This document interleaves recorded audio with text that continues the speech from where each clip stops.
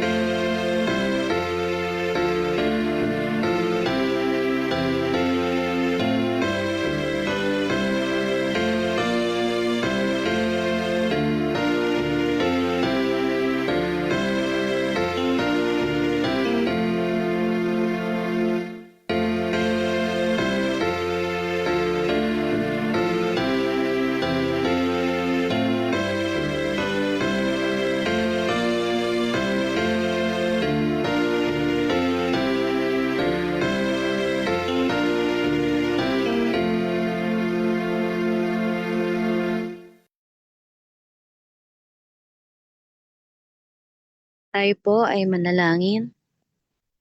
Ama naming banal, Diyos na mapangyarihan sa lahat, Ama, nagpapasalamat po kami sa panibagong umaga na pinagkaloob niyo po sa bagong araw sa isang linggo. Nagpapasalamat po kami sa lahat po ng mga biyaya na patuloy niyo pong pinagkakaloob sa aming buhay at lakas.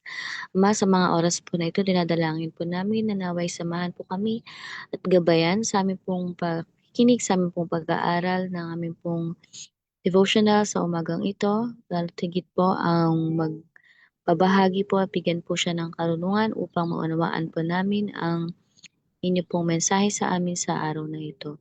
Mapapatawarin po kami kung saan po kami nasupungan ng pagkukulang at pagkakasala sa pangalan ni Jesus. Amen.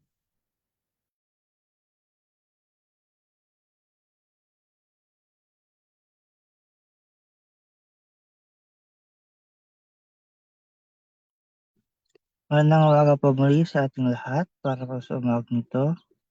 Ang title po ng ating devotional ay How Faith is Made Perfect. 29 pala, 3rd. 29.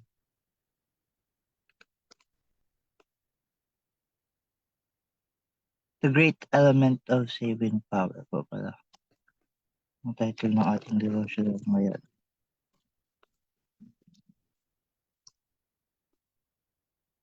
Ang ating key text po ay makita sa Ephesians 2:8 and 9. It says here, For by grace are ye saved through faith, and that not of yourselves. It is the gift of God, not of works, lest any man should boast. Ano po? Sa ating first paragraph, sinasabi po dito, grace is an attribute of God exercised toward undeserving human beings. We did not seek for it, but it was sent in search of us. Ano po? Divine grace is the great element of saving power. Without it, all human effort is unavailing. So, napakaganda po ng mga unang mga salitang ito, no? Pinapakita sa atin dito kung gaano tayo kapalad talaga, ka-blessed. Dahil, di ba, sabi nga dito, kahit na hindi natin hinanap ang biyaya ng Diyos, ito ang naghanap sa atin. Ito yung, before we even knew that we need it, it, it was already there, provided for us. And, di ba, lalo na since through it lang tayo makakapanagumpay o magiging successful sa ah, sa ating mga kailangang gawin at gampanan. Ano po, dahil sabi nga dito, ba, without it, all human effort is unavailing. Ano, bago pa man natin na realize na kailangan natin ng grace para tayo ay maligtas, yun ay binigay na sa atin ng Panginoon. Are you in Christ? Not if you do not acknowledge yourselves erring, helpless, and condemned sinners. Not if you are exalting and glorifying self. If there is any good in you, it is wholly attributed to the mercy of a compassionate Savior. Your birth, your reputation, your wealth, your talents, your virtues, your piety, your philanthropy, or anything else in you or connected with you will not form a bond of union between your soul and Christ. Your connection with the church, the manner in which your brethren regard you, will be of no avail unless you believe in Christ. It is not enough to believe about him. You must believe in him. You must rely wholly upon his saving grace. So, kailangan daw po talaga natin na ah, na sa biyaya ng Panginoon maging dependent, dahil yun nga, diba, lahat ng kabutihan na meron tayo sa ating mga sarili ay hindi natin pwedeng i-attribute sa ating mga sarili. Dahil kahit nagkakaroon lang tayo ng ganitong mga character dahil nga sa biyaya ng Panginoon, dahil pinapahintulutan tayo ng biyaya ng Panginoon na magkaroon ng ganitong mga positive attributes. So, yun.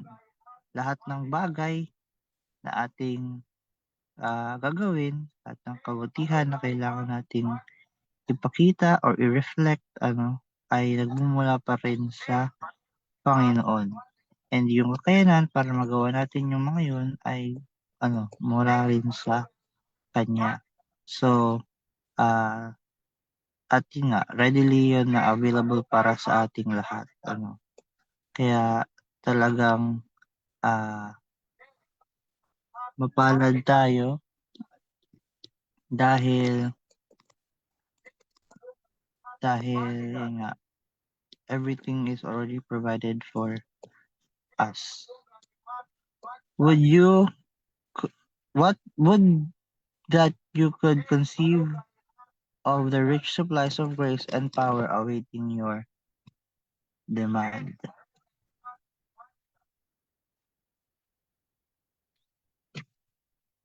So, gawin na daw po natin yung mga pwede nating gawin sa pamamagitan ng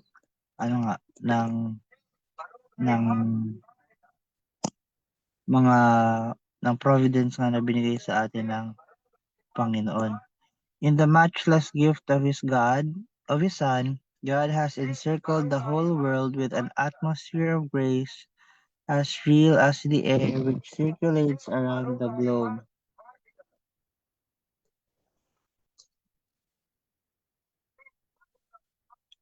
All who choose to breathe this life-giving atmosphere will live and grow up to the stature of men and women in Christ. So, uh,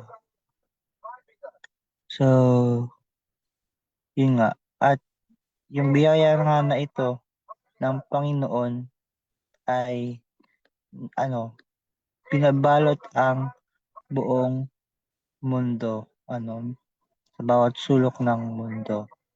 And kapag yun nga, pinili natin na we live through it, we live by grace,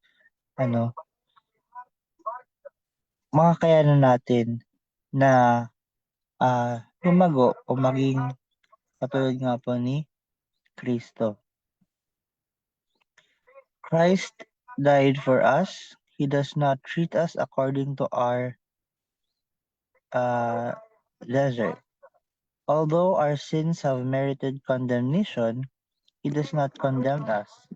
Year after year, He has borne with our weakness and ignorance, with our ingratitude and waywardness. Notwithstanding our wanderings, His hand is stretched out still. So, yun nga po, yung napakaraming biyaya na bigay sa atin ng Panginoon, napakaraming blessings na siyang binigay sa atin, di ba? Siya nga ay, namatay para magkaroon tayo ulit ng opportunity na, sa salvation, and then He also provides us with the grace that allows us to uh,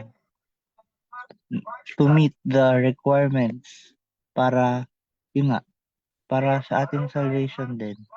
So, yung lahat ng pangangailangan natin para makamit ang kaligtasan ay yun nga po, mula at bigay ng Panginoon sa atin. And bukod po dito, sabi ko nga dito, reassurance siya sa atin na tayo ay nauunawaan din naman ng Panginoon.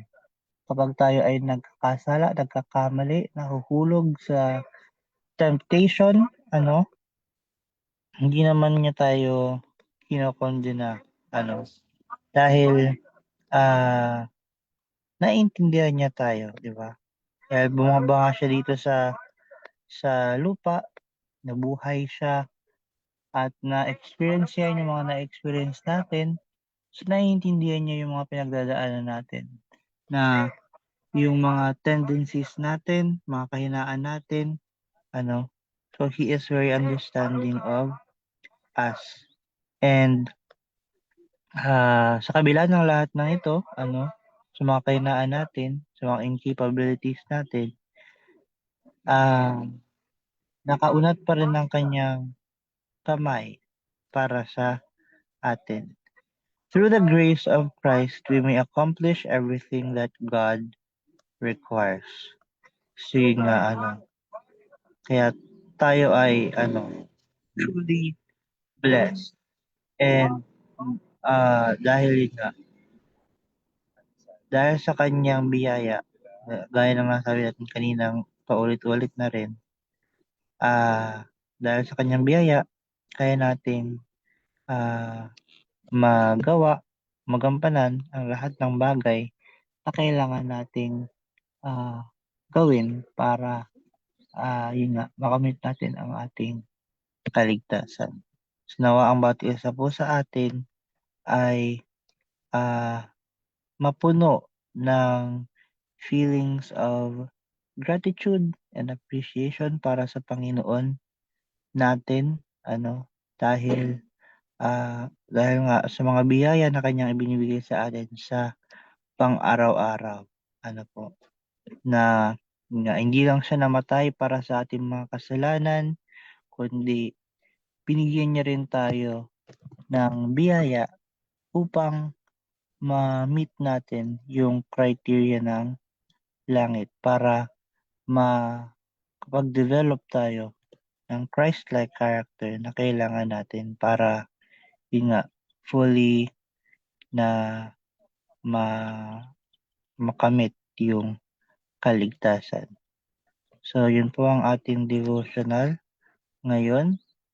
Nawa ay na-recognize natin yung kahalagahan talaga ng grace ng Panginoon para sa atin. Muli po, good morning sa ating lahat.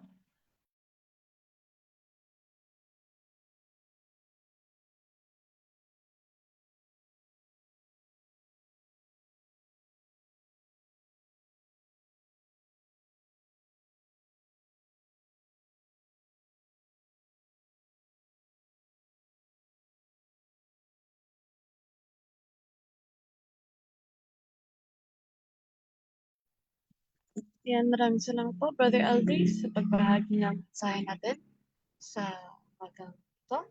At tayo po ay dumako na sa ating closing song and closing prayer po ng ating speaker.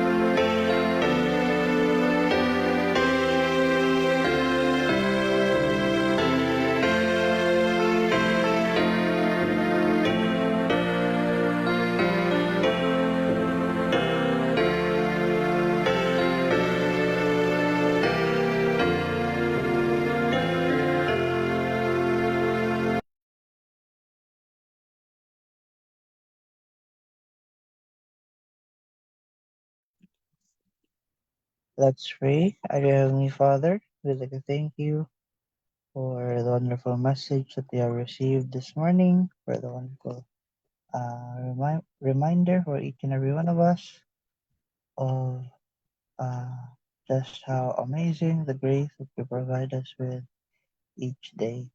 May you continue to guide and bless us and provide us with this grace so that we may be able to live our lives according to your will, and so that we may become light to those around us as well. Please continue to guide us, loved ones, who aren't with us as well. Please guide them as you're guiding us here. And please forgive us from any sins that we might have committed against thee. Keep us safe throughout the rest of the day. And thank you for always hearing us in our prayers. In Jesus' name I pray, amen.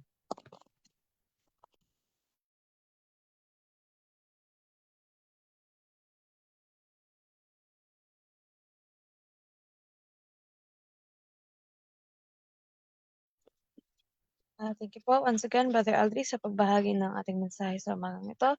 And thank you po sa mga sumama sa amin, sa mga nanonood sa Facebook Live, and sa mga nandito po sa Zoom. Na ang bawat isa sa atin ay sa buhay at isa puso ang mensahe na natanggap natin sa umagang ito. At dito na po nagtatapos ang ating morning devotional. Good morning, everyone, and God bless.